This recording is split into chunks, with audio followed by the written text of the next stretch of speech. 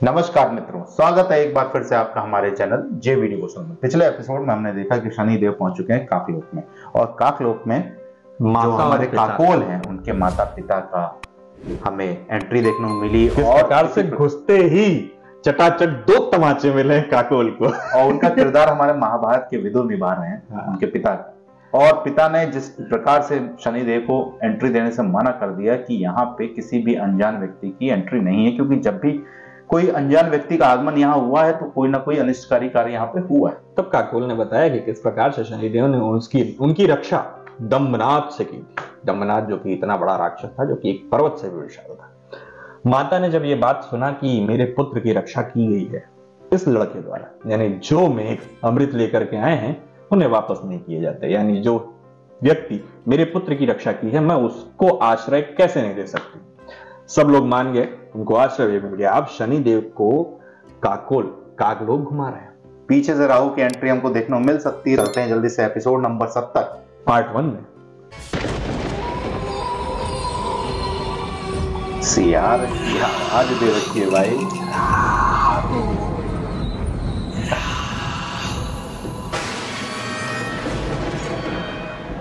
यदि इसका शनि से मिलन हुआ तो अनर्थ हो जाएगा महादेव।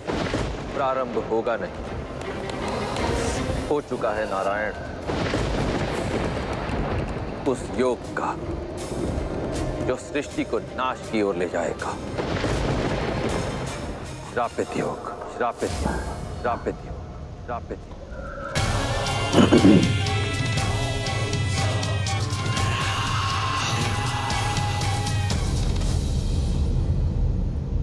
मैं सारी सृष्टि को साक्षी मानकर कहती हूँ, ये आप ही का अंश है। प्रणिपात पिताश्री। तुम्हें भी यहाँ रुकने की कोई आवश्यकता नहीं, क्योंकि तुम्हारी माता मर चुकी है, मर चुकी है। स्वाभाविक। तुम्हारा जन्म एक दुर्घटना थी, इसीलिए तुम्हारा अस्तित्व भी एक पाप है। एक लालची और चरित्रहीन स्त्री थी तुम्हारी माता छाया।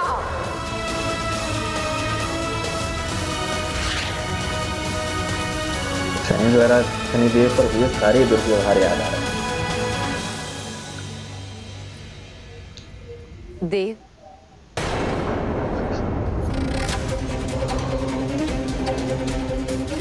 मैंने आपको पूरे सूर्यलोक में खोजा।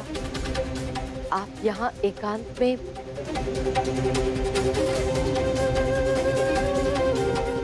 उस सभा के पश्चात आपने मुझसे एक शब्द तक नहीं कहा। देव, मैं जानती हूँ मैंने अनजाने में आपको ठेस पहुंचाई, परंतु मैं क्या करती देव, मैंने ये आपके लिए किया।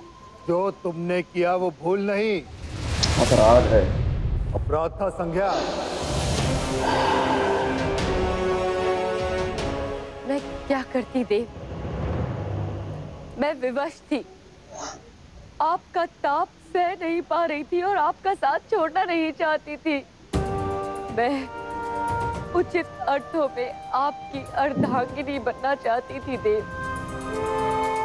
क्या ऐसा चाहना एक पत्नी का अपराध है? मेरी ओर देखिए देव और बताइए, एक पत्नी का अपने पति से और एक माता का अपनी संतान से दूर रहना क्या सरल है? मैंने ये सब कुछ आपको पाने के लिए किया देव।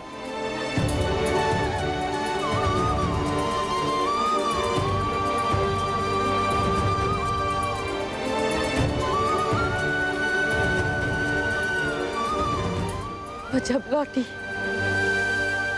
तो देखा मेरी छाया मेरे अस्तित्व का हरण करना चाहती थी।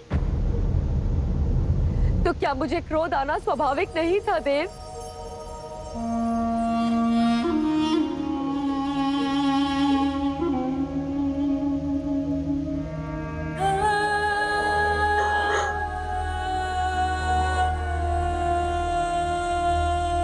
आंसू का चक्कर बाबू भाई। संज्ञा,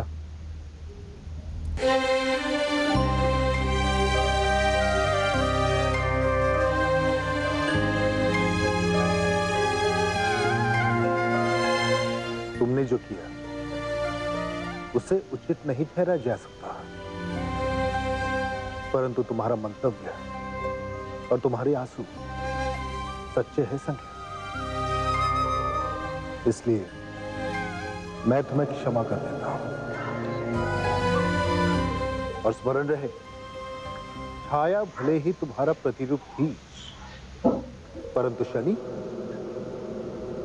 मेरी संतान है,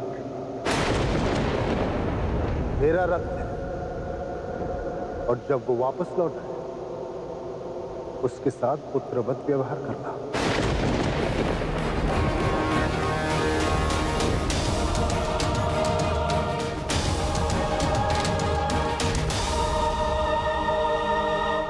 शनि ना ही लौटे तो श्रेयस्कर है, क्योंकि मैं कभी उसकी माता नहीं बन पाऊंगी।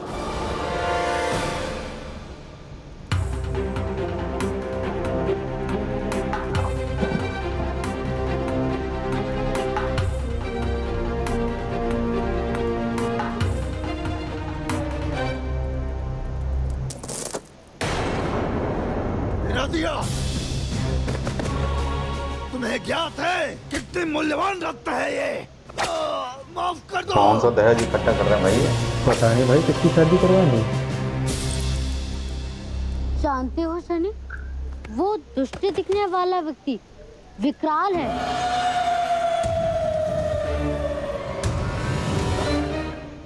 काक लोग यहाँ मिलने वाले मूल्यवान रत्नों के लिए प्रसिद्ध है, परंतु दिन भर परिश्रम करने के पश्चात भी यहाँ के निवासी समृद्ध नहीं है, क्योंकि विकराल उनसे सब रत्न छीन लेता है कर वसूली। और फिर ये रत्न देवलोक भेज देता है।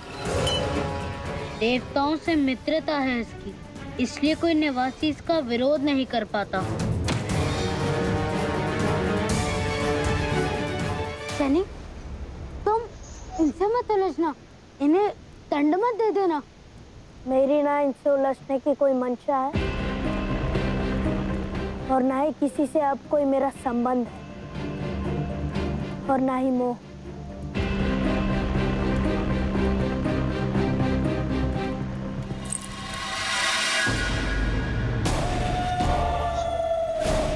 क्या कर रहे हो तुम? इन रत्नों पर विकराल का अधिकार है, चले जाओ यहाँ से। परंतु ये रत्न तो मैंने कई और लोगों के पास भी देखे हैं। विकराल के अतिरिक्त ये रत्न यहाँ किसी के पास नहीं हो सकते मूर्ख। अवश्य उसने चुराए होंगे। किसने? मेरे शब्द तुम्हारे विचार बन जाएंगे। शनिदेव, शनिदेव के जो उसी ने चुराए हैं। उसी ने चुराए होंगे। पकड़ के लाओ उसे। संमोहन वाली शक्ति लग रही है मेरे को। तुम में से खगोल कौन है?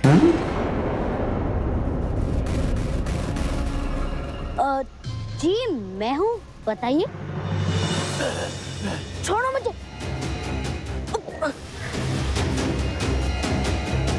ये रहा खगोल। ना चाहते हुए भी उलझना पड़ेगा। तो बात आ गई मित्र की भाई। तेरा इतना दुस्साहस विकराल के रत्न चुराने का? मैंने कोई रत्न चुराए नहीं है, विश्वास कीजिए मेरा।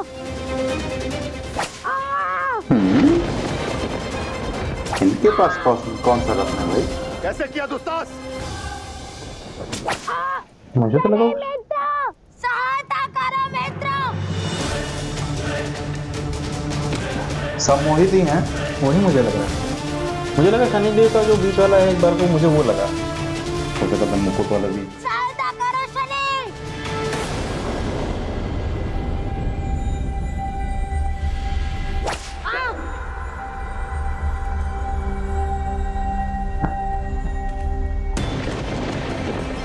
चले गए भाई। सहायता करो शनि। सहायता करो मित्र।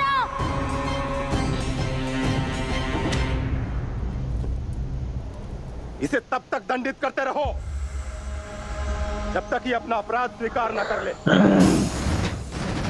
मारो इसे।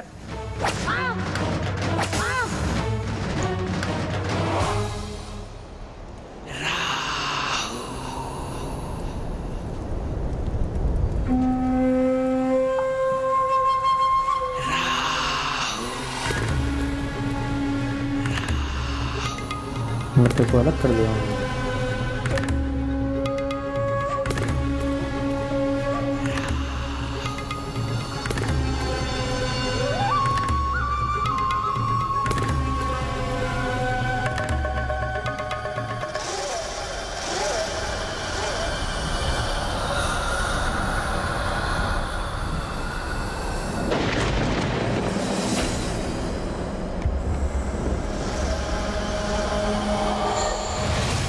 बहुत हो गए आंख मिचौली।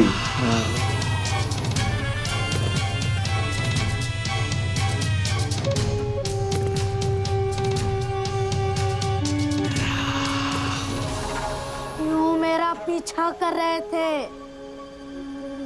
परिचय दो अपना। मित्र को झूठे इल्जाम में फंसवा करके राहु ने शनिदेव को एकांत कर लिया, या यूं कहें अकेला कर लिया। अब शनिदेव से राहु का मंतव्य क्या है ये स्पष्ट अभी नहीं हो पाया। ऐसा तो नहीं है कि एक मित्र को अलग करके खुद उनका मित्र बनना चाहते हो, घनिष्ठ मित्र।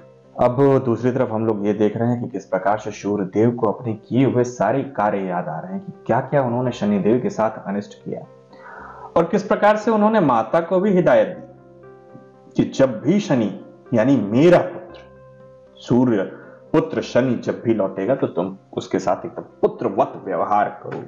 एक्सेप्ट करना ही पड़ेगा। लेकिन देवी के मन में जिस प्रकार का संदेह है वो स्पष्ट कर देता है कि वो नहीं कर पाएंगे। वहीं दूसरी तरफ यम अभी तक पहुंचे नहीं।